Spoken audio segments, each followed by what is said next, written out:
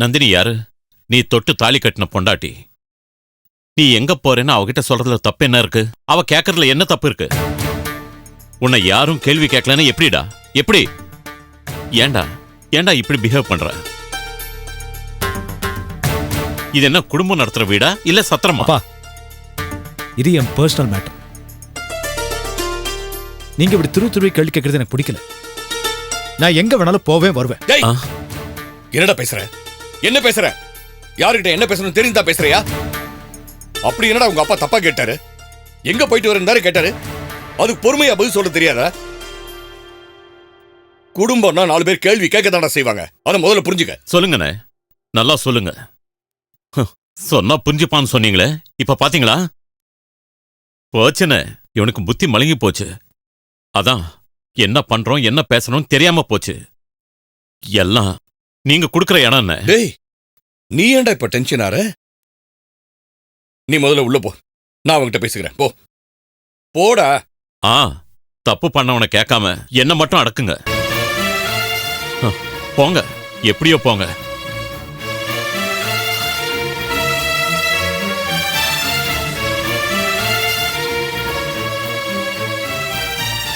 டேய், என்னடாச்சு உனக்கு?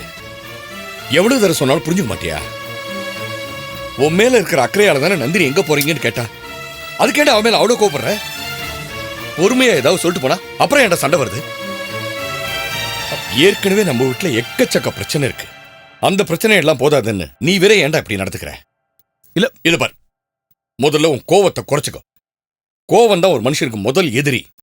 அது அவனை ஊரு தெரியாம அழிச்சிடும். அசோக், உன் மேல எவ்வளவு நம்பிக்கை வச்சிருந்தோம், அதெல்லாம் பொய்யாக நினைக்காதரா ப்ளீஸ். பெரியப்பா, என்ன நம்புங்க. நான் எந்த தப்பான எண்ணத்திலையும் வெளியில போல. அந்த கண்மணி இப்ப ஜெயில இருக்கா. இப்ப அந்த குடும்பம் தனியா கடந்து தவிக்குது. அந்த குடும்பத்துக்கு உதவியா ஒரு ஆயாவை வேலைக்கு வச்சுட்டு வந்தேன். நைட்ல ஏதோ பிரச்சனைன்னு போன் வந்தது. அதனாலதான் ராத்திரி எழுந்து போனேன். மத்தபடி எதுவும் இல்ல பெரியப்பா. எல்லாம் சரிடா.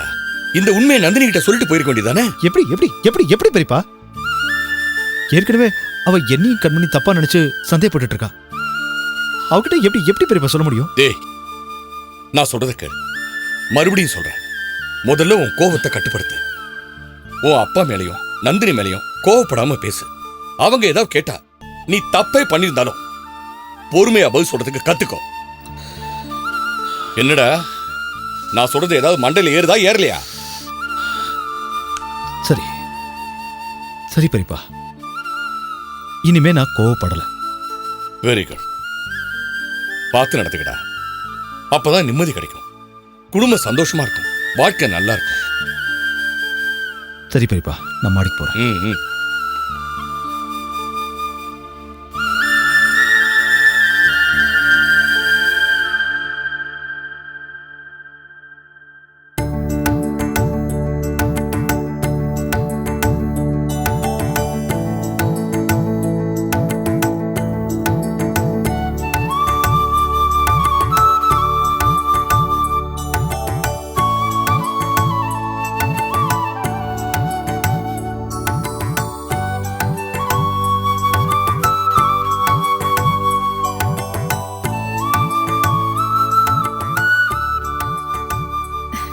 ஐயா, அம்மா சரியான நேரத்துக்கு தான் வந்திருக்காங்க.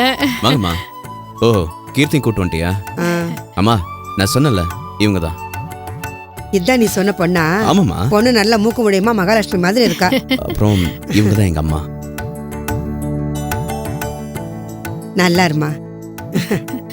அவங்களுக்கு பேர் என்னம்மா? பேரு ஏன்பா, இந்த பொண்ணு பேர் என்ன? இல்லம்மா, அது இவங்க பேரு எனக்கு தெரியாதுமா. என்னப்பா இது, இந்த பொண்ணு சொல்லலையா? என்ன மறந்துட்டியா? இவங்கள பத்தி நான் ஏற்கனவே சொல்லியிருக்கேனேம்மா. இவங்கள என்ன பேர் வச்சு கூப்பிடுறதுன்னு தெரியல, அதனால தான் இத்தனை நாள் வரைக்கும் இவங்களுக்கு பேரே வைக்கல. என்னப்பா இது, இந்த அழகான பொண்ணுக்கா பேர் வைக்க தெரியல? பொண்ணு பாக்குறதுக்கு மகாலட்சுமி மாதிரி இருக்கா. பேசாம மகாலட்சுமின்னா பேர் வச்சிடுவோம். என்னம்மா நீ இன்னும் 1970ஸ்லயே இருக்க? மகாலட்சுமி கீதாலட்சுமின்னு சொல்லிட்டு ஸ்டைல ஒரு பேர் கூட உனக்கு வைக்க தெரியல. இப்ப நான் வைக்கிறேன் பார், ஜெனிஃபர் லோபஸ். எப்படி இருக்கு? சூப்பரா? அட என்னம்மா உங்க பேரை மட்டும் கீர்த்தின்னு மங்களகரமா வச்சுட்டு என்னமோ லோபஸ் குளோபஸ் தசு புசுன்னு வச்சுக்கிட்டு இருங்க, நான் வைக்கிறேன் பாருங்க. என்ன பேர் வைக்கலாம்? மதுரை மீனாட்சி. விஜயா, இத்தனை நாளா நீ சினிமா பார்த்துட்டு அந்த படம் கேரக்டராவே மாதிரி எங்களுக்கு தொல்லை கொடுத்துட்டு இருந்த. இப்ப சினிமா டைட்டிலே பேரை வைக்க ஆரம்பிச்சிட்டியா? என்னப்பா நீ அமைதியா இருக்க? நீ ஏதாவது மனசுல பேர் வச்சிருந்தா சொல்லுப்பா, நல்லா இருந்தா அதே வச்சிடலாம். என்னப்பா நீ அமைதியா இருக்க? நீ ஏதாவது மனசுல பேர் வச்சிருந்தா சொல்லுப்பா, நல்லா இருந்தா அதே வச்சிடலாம்.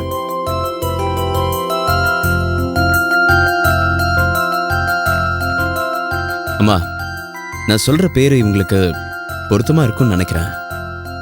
அண்ணா, சஸ்பென்ஸ் வைக்காதண்ணா, சீக்கிரம் சொல்லு. ரஞ்சனி. நல்லா இருக்குயா. படிச்சவர்னா படிச்சவர் தான். விஜயா, சம்பளம் கொடுக்கிற முதலாளின்னு ரொம்ப ஓவரா ஐஸ் வைக்காத. இன்னும் எந்த பேர் வைக்கிறதுன்னு முடிவு பண்ணல. அப்போ எலெக்ஷன்ல ஓட்டு எடுக்கிற மாதிரி நடத்திடுவோம். அப்பதான் யார் மனசு சங்கடப்படாது இல்லம்மா. அதெல்லாம் ஒண்ணு வேணாம். எல்லாரும் சொன்ன பேரை தனித்தனியா ஒரு துண்டு பேப்பர்ல எழுதி சுருட்டி குலுக்கி போட்டு ஒரு சீட் எடுப்போம். அந்த சீட்ல என்ன பேர் இருக்கோ அதை இவங்களுக்கு வச்சிருவோம். நீ போய் பேப்பர் பண்ண எடுத்துட்டு வா. அம்மா, இந்த சீட்டை இப்ப யார் எடுக்கிறது? இந்த பொண்ணே எடுக்க சொல்லிடுவா, நீயே எடுமா.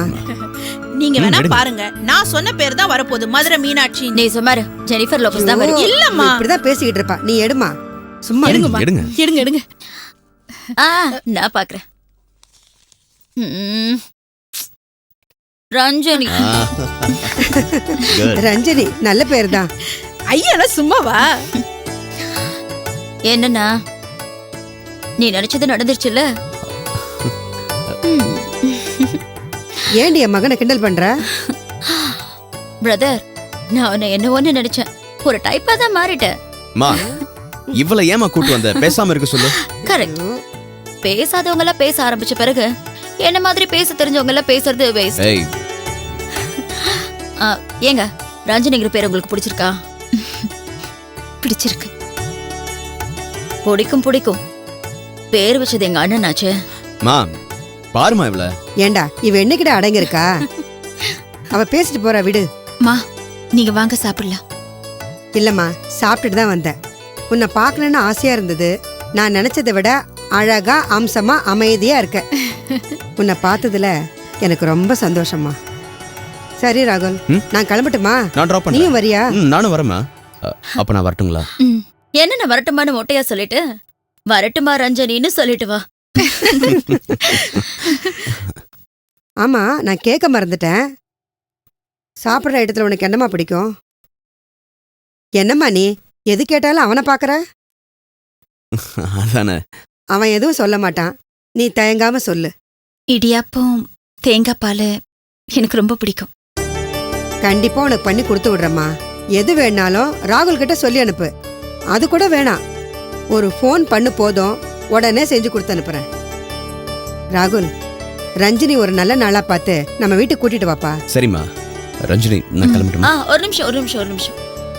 ரஞ்சனிய சந்திச்சுட்டு ஞாபகத்துக்கு ஒரு போட்டோ கூட எடுக்காம போனா எப்படி? ரஞ்சனி, நல்லா ஹாப்பியா சரிங்க. நீங்க நல்லா சரிங்க. Okay, camera is on. நல்லா சரிங்க. Smile please. ஓகேண்ணா, இப்போ ரஞ்சனியோட ஜோடியா சேர்ந்து நில்லு பாப்போம். ஏய், நான் எதுக்கு? சுமாரு. ஏங்க நில்லுங்க, தங்கச்சி ஆசைப்படுறாங்கல்ல. இல்ல, நான் எதுக்கு? என்னப்பா கிட்ட நில்லு. மா, அண்ணா ஸ்மைல் ப்ளீஸ். அம்மா சொல்லிட்டாங்கல்ல, வாண்ணா வா. நல்லா சேர்ந்து நில்லுண்ணா. இன்னும் கொஞ்சம். Smile please. ரஞ்சனி, ஸ்மைல்.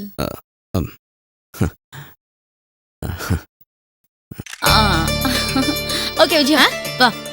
என்னம்மா? இத இப்படி ஆ, எல்லாம் எனக்கு தெரியும். போய் நில்லு. எல்லாம் தெரியும். அம்மா நீ வாமா. வாமா. இன்னும் கிட்ட கிட்ட. அம்மா கிட்ட வந்து நில்லுமா.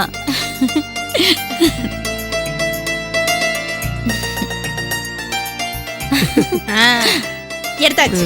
ஓகே. அம்மா நான் கிளம்புறேன். ஹாஸ்பிட்டல் வர டைம் சரிப்பா. ஆயிடுச்சு. வரேன் ரஞ்சினி. வரேம்மா. ஓகே பாத்துக்கோ. வரேன். வாங்க. எல்லாம் நல்லா தான் இருக்கும். வா Bye. வரேன் ரஞ்சினி.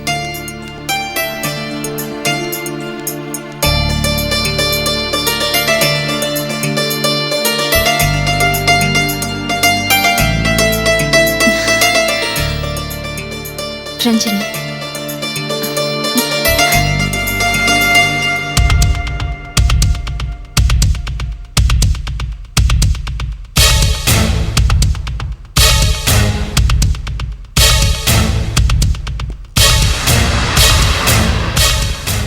மேடம்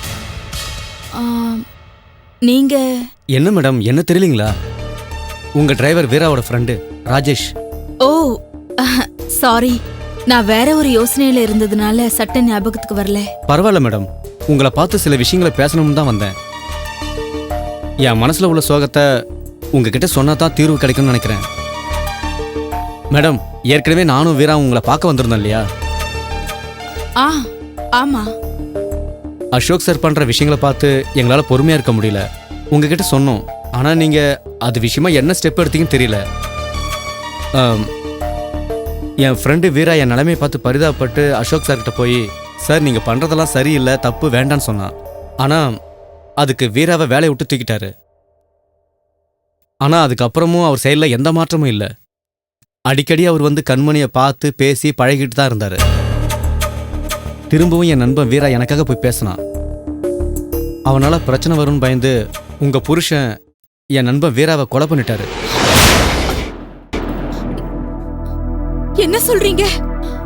அசோக் கொலை பண்ணிட்டாரா? இல்ல, நீங்க போய் சொல்றீங்க. கொலை பண்ற அளவுக்கு அவர் ஒன்றும் கொடூரமானவர் இல்ல. நான் எதுக்கு மேடம் உங்ககிட்ட போய் சொல்லணும்? உங்க ஹஸ்பண்ட் அவனை கொலை பண்ணப்போ போலீஸ் அவரை கையங்களவுமா பிடிச்சி அரெஸ்ட் பண்ணிட்டாங்க. இந்த விஷயம் உங்களுக்கு தெரியாதா? நீங்க சொல்றதெல்லாம் உண்மையா? என்னால நம்ப முடியல. சத்தியமா நான் சொல்றது உண்மை மேடம், என்னை நம்புங்க. உங்க புருஷன் ஜெயில இருக்கிறத தெரிஞ்சுக்கிட்டு என் பொண்டாட்டி தன்னோட கள்ளக்காதலனுக்காக போலீஸ் ஸ்டேஷன்ல போய் வீராவை நான் தான் கொலை பண்ணேன்னு சரண்டர் ஆயிட்டா. இதனால ஜெயில ரிமாண்ட்ல இருந்த உங்க புருஷனை விடுதலை பண்ணிட்டாங்க. இப்ப என் பொண்டாட்டி கண்மணி செய்யாத கொலைக்காக ஜெயில இருக்கா. என் பொண்டாட்டி பண்ண காரியத்தால வெளியில என்னால தலை நிமிர்ந்து நடக்க முடியல. ஊர்ல எல்லாரும் என்ன கேவலமா பேசுறாங்க. நீங்க தான் மேடம் என் வாழ்க்கைக்கு ஏதாவது பண்ணணும். என்னை பத்தி எனக்கு கவலை இல்லை மேடம், நான் வாழ்ந்து முடிச்சவன். இருக்கிற கொஞ்ச காலத்தை எப்படியாவது தள்ளிடுவேன். ஆனா என் பொண்ணு, அவளோட எதிர்காலமே கேள்விக்குறி ஆயிடுச்சு மேடம். என் பொண்டாட்டி அவளோட சந்தோஷத்துக்காக எங்க 2 பேர் வாழ்க்கையோடும் விளையாடுறா. என் குழந்தை பையனா பிறந்திருந்தா நான் கவலைப்பட்டிருக்க மாட்டேன். அவ பொண்ணா பிறந்துட்டாலே, நீங்க மனசு வச்சா எனக்கும் என் குழந்தைக்கும் திரும்ப வாழ்க்கை கிடைக்கும். இதுல நான் என்ன பண்ண முடியும்னு நினைக்கிறீங்க? உங்களால முடியும் மேடம். உங்க ஹஸ்பண்ட் கிட்ட நீங்க தான் அவர் பண்ற தப்ப சுட்டி காட்டி அவரை திருத்திட்டீங்கன்னா அவர் என் பொண்டாட்டி தேடி வரமாட்டார் மேடம். நான் வரேன் மேடம்.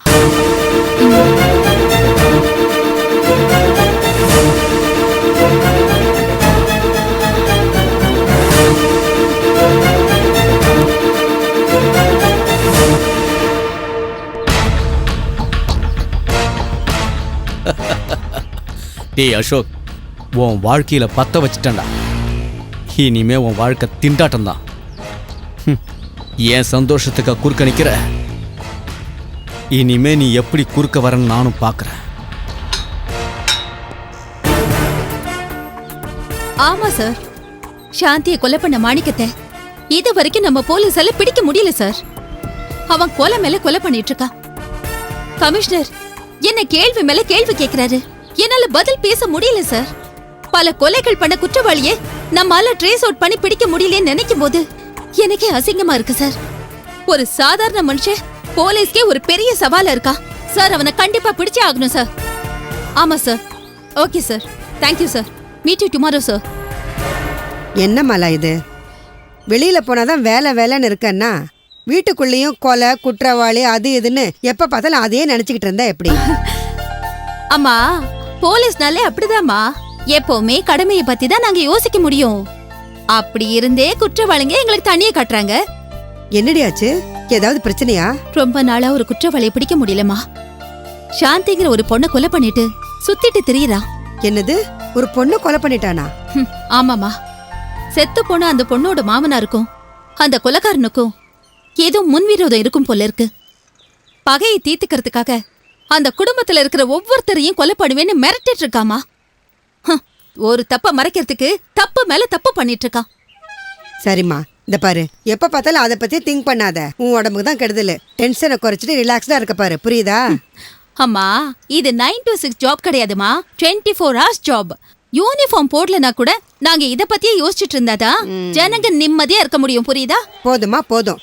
இதுக்கு மேல எதுவும் பேசாத. இப்போ மைண்ட் ரிலாக்ஸ் ஆகுற மாதிரி ஒரு நியூஸ் சொல்லட்டுமா? அப்படியா? என்ன நியூஸ்? கண்டிப்பா ஸ்பெஷல் நியூஸ் தான். நம்ம ராகுல் கெஸ்ட் ஹவுஸ்ல ஒரு பொண்ணை கொண்டு வந்து ட்ரீட்மெண்ட்டுக்காக தங்க வச்சிருக்கான்.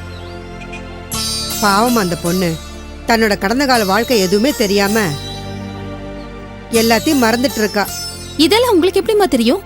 வேலைக்காரி விஜய் அந்த பொண்ணை பத்தி சொல்லியிருந்தா. அதோட இன்னைக்கு நான் கெஸ்ட் ஹவுஸுக்கு போயிருந்தேன் அந்த பொண்ணை பார்க்கலான்னு. ஓஹோ, அந்த பொண்ணு ரொம்ப அழகா இருக்காமா.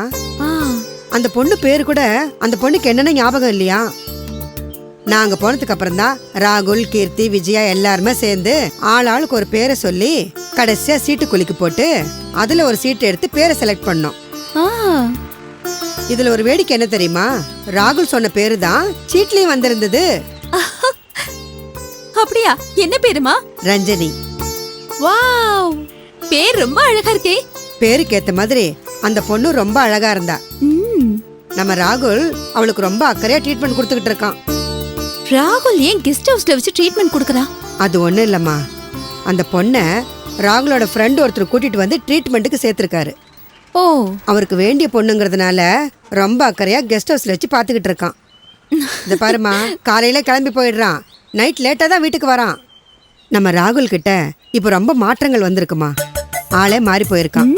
நீ பேசுறத பார்த்தா அண்ணா அந்த பொண்ணை விரும்புற மாதிரி தெரியுதே. எனக்கு ஒன்றும் தெரியல, ஆனா அந்த பொண்ணு எனக்கு ரொம்ப பிடிச்சிருக்கு. ஆஹா, ஓகேமா. அண்ணன் கிட்ட போய் நீ அந்த பொண்ணை விரும்புறியா இல்லையான்னு கேட்டுற வேண்டியதா? ஐயோ, நீ பாட்டுக்கு அவனை கேட்டு கிண்டல் பண்ண வச்சிடாத. கிண்டல் பண்ண மாட்டேமா, சும்மா அந்த பொண்ணை பத்தி விசாரிக்கிறேன், சரியா? சரி.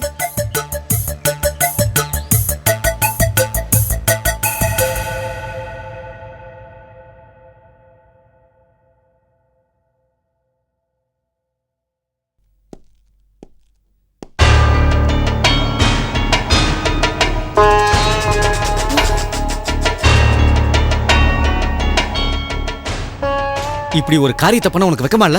ஏய், மரியாதையா பேசு. ஏய், உனக்கு என்னடி மரியாதை? பண்றது பூரா முள்ள மாதிரித்தனம். இதுல உனக்கு என்னடி மரியாதை வேண்டி கிடக்கு? முதல்ல தேவையில்லாம பேசுறத நிறுத்து. நிறுத்துறேன், எல்லாத்தையும் நிறுத்துறேன். என் நண்பன் வீரா உங்க 2 பேரோட சந்தோஷத்துக்கு தடையா இருக்கான்னு முடிவு பண்ணி அவனை தீர்த்து கட்டிட்டீங்கல்ல. நீ எப்படி வாழ்ந்துற நானும் பாக்குறேன். இத பாரு, என் விஷயத்துல தலையிடுற உரிமை உனக்கு இல்ல. என் நண்பனை கொலை பண்ணவனை காப்பாத்துறதுக்கு நீ கொலை பண்ணதா சொல்லி உள்ள வந்து தண்டனை அனுபவிக்கிறியே, உனக்கு அசிங்கமா இல்ல? கொஞ்சம் கூட மான ரோஷம் இல்ல? ச்சே, நீயும் பொண்ணுன்னு பிறந்திருக்கிய. இத பாரு, உனக்கு அவ்வளவுதான் மரியாதை.